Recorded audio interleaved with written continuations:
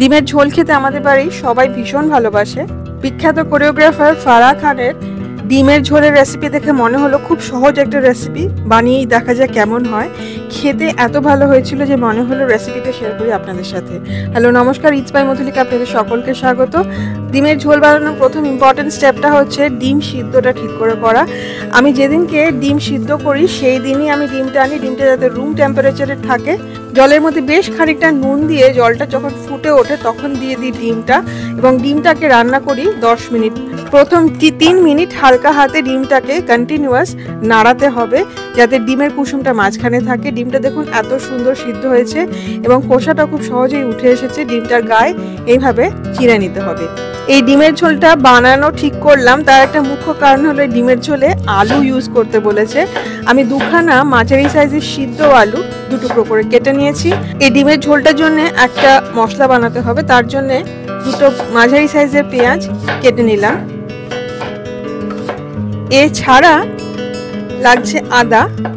আমি এখানে 1 চা চামচ মতো আদা টুকরো টুকরো করে কেটে নিয়েছি, একসাথে পেস্ট করে নেব। লাগছে শুকনো লঙ্কা, শুকনো লঙ্কার গুঁড়ো ইউজ করতে পারেন। আমার কাছে কাশ্মীরি লঙ্কা ছিল, 2টো কাশ্মীরি লঙ্কা ভিজিয়ে এইভাবে কেটে নিয়েছি। বীজটা যতটা সম্ভব ফেলে দিতে হবে। একটা কড়াইতে 1 টেবিল চামচ সাদা তেলের মধ্যে দিয়ে দেব পেঁয়াজ, আদা, রসুন দিয়ে দেব। আমি এখানে 12টা মতো রসুন দিয়েছি, রসুনের কোয়া, আর শুকনো লঙ্কাটা দিয়ে দেব। ভালো করে একবার নেড়ে মিশিয়ে নেব। তারপরে এর মধ্যে দিয়ে দেব 1/2 কাপ নারকেল কোড়া। আর কিন্তু কোনো মশলাই লাগছে না এখানে। এবার এটাকে ভালো করে ভেজে নিতে হবে একদম কম আঁচে, যতক্ষণ না পেঁয়াজটা লাল হতে শুরু করে। লাল হবে না, কিন্তু লাল হতে রং আসতে শুরু করবে, একটা খুব সুন্দর গন্ধ বেরোবে, ততক্ষণ পেঁয়াজটা ভেজে নিতে হবে। মশলাটা ঠান্ডা করে একদম মিহি করে বেটে নিতে হবে। রান্নাটা হবে রিফাইন্ড অয়েলে। আমি 1/4 কাপ রিফাইন্ড অয়েল দিয়ে দেবো। প্রথমে ভেবেছিলাম 2 টেবিল চামচ তেল দিলেই হবে, কিন্তু না, পরে কিন্তু আমি 1/4 কাপ মতো তেল দিয়েছি। নুন দিয়ে দেবো তেলের মধ্যে প্রথমে, তারপরে দিয়ে দেবো হলুদ গুঁড়ো আর শুকনো লঙ্কা গুঁড়ো। 1 মিনিট মতো একদম কম আছে হলুদ, নুন, শুকনো লঙ্কাটা একটু নেড়ে নেব যতক্ষণ না খুব সুন্দর একটা রং চলে আসে তেলের মধ্যে। তারপরে তার মধ্যে দিয়ে দেব সিদ্ধ করে রাখা ডিমগুলো আর সিদ্ধ করে রাখা আলু একসাথেই দিয়ে দিলাম। একদম লাল লাল করে ভেজে নেব। ডিমটা ভাজা খুব তাড়াতাড়ি হয়ে যায়, আলুটা একটু সময় লাগে, সুতরাং ডিমটা ভেজে আগে ডিমটা আমি তুলে নিচ্ছি, আর তারপরে আলুগুলো ভালো করে লাল লাল করে ভেজে নেব। আলুটাও ভাজা হয়ে গেছে।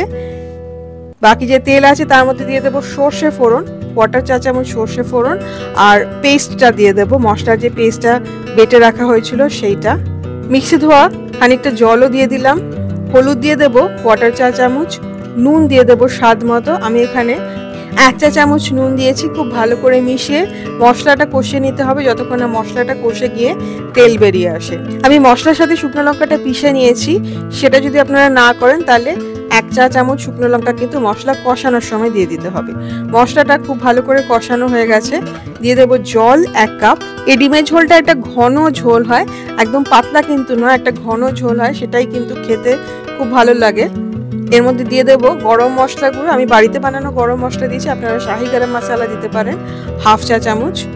ভালো করে মিশিয়ে নিয়ে ঝোলটা ফুটতে শুরু করলে দিয়ে দেব ভেজে রাখা আলু আর ডিমটা।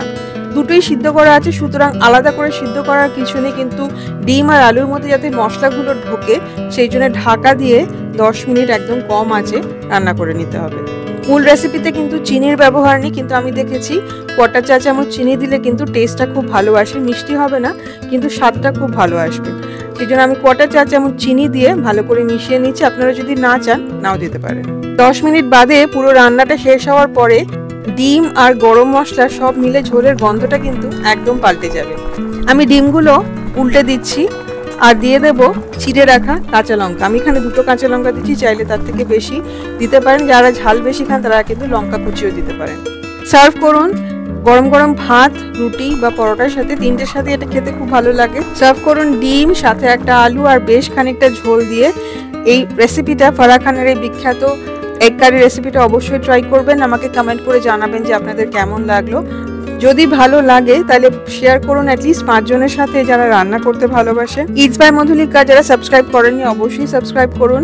সাবস্ক্রাইব করার সময় বেল আইকনটি প্রেস করলে আমি যখনই কোনো রেসিপি পোস্ট করব প্রথম নোটিফিকেশন আপনাদের কাছেই যাবে। খুব ভালো থাকবেন, ভালো ভালো রান্না করবেন, এই রেসিপিটা অবশ্যই ট্রাই করবেন। দেখা হচ্ছে খুব শিগগিরই একটি নতুন রেসিপির সাথে। Happy cooking. Thank you.